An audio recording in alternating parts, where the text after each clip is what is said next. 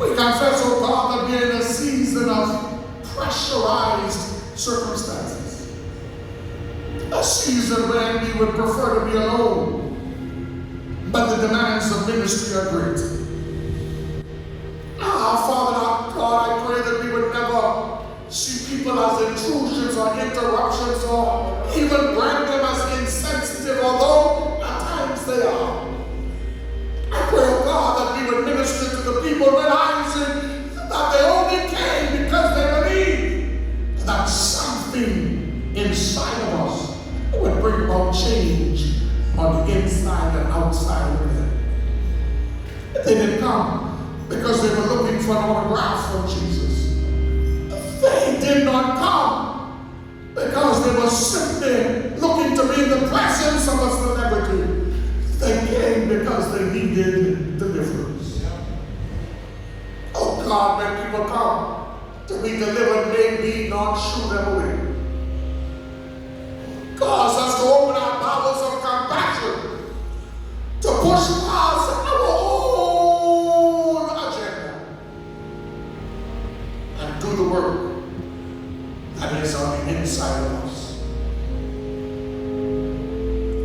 God, it's easy for us to abscond.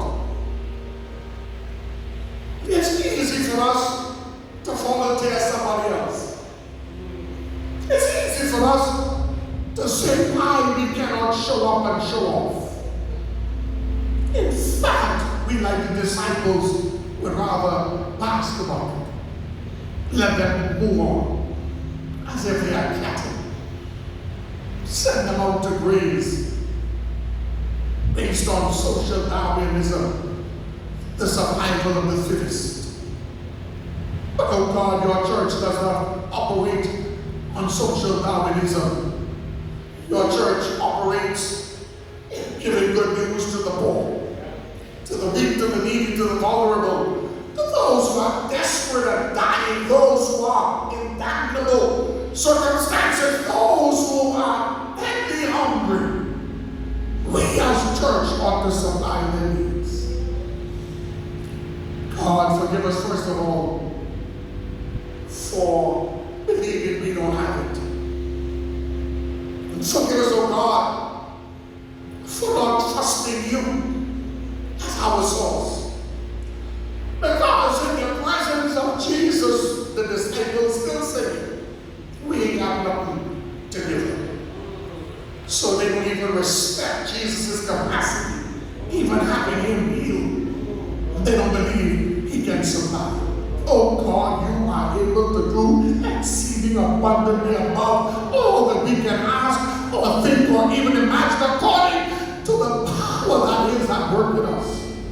The truth is, their cry to send them away exposed their spiritual bankruptness, exposed their lack of maturing faith. It showed their inability to operate on a supernatural level. But Jesus, the great teacher, teaches the disciples how to tap into the reservoir and come up if only with 2 fish and 5 loaves. God, this is a time when your church is limping along. A time when resources are scarce. All we got is 2 fish and 5 barley loaves, and we are tempted to say, what is this amount so many? But we're not talking to the prime minister, we're not talking to a king, we're not talking to a world president, we are talking to Jesus, the Word that made flesh, one who spoke and things that were not came into existence.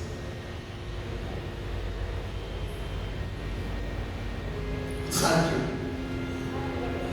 Thank you for acknowledging your source. Your source is God.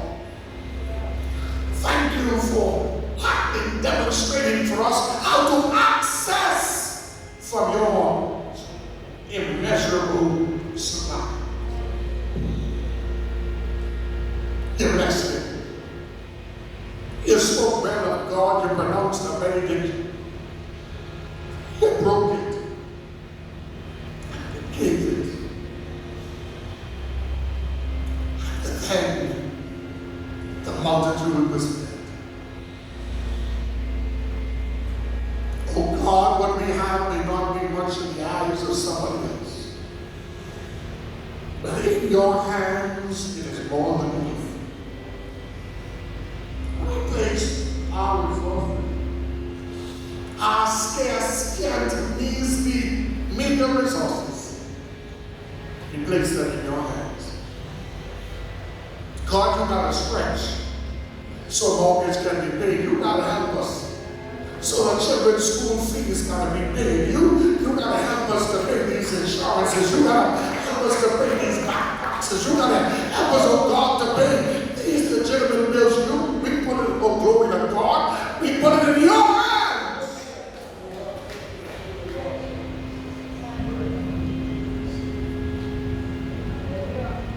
You give it back to us. You say, go and feed, don't stop feeding until everyone is ministered to. God, the miracle is not on us, it's on you. How you take 2 fish and 5 animals and feed 5,000 excluding women and children? That's on you.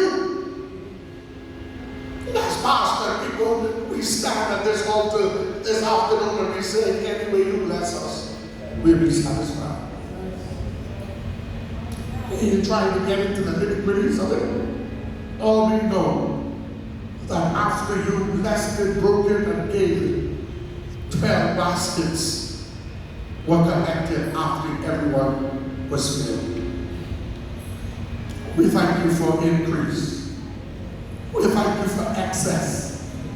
We thank you that you are so extravagant that you can give us what we need and even allow some of our wants to be supplied. We testify one more time. All I have needed, your hand has provided. Please give thank you. Cause us not to doubt you now, nor to stagger at your promises. Cause us not to behave as if you are not able to take care of us. For I am the Father is well able to take care of us. Just before we leave this altar, there is one under the sound of my voice who has never trusted Jesus, saying, Lord, you are outside of the ark of safety. You are not a Christian. Today, salvation can come to your house.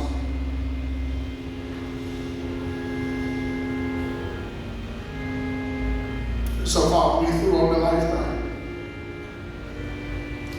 We pray even for those watching by television, those like the stupid information highway, the various social media platforms. God, I pray that the same demonstration of power inside this house will be meted out to them in their places of need. Our Father, we praise you. We bless you, we thank you. Somebody put their hands together because God supplies their need and gives them more. I tell you, come on to give God a praise because your need is supplied. Prophesy over yourself, all I have needed, I have. As provided you are not your hands. So the waymaker, the miracle worker, the mighty God. The God who clothes the lilies of the field, give the wild flowers their food. God bless the name of God.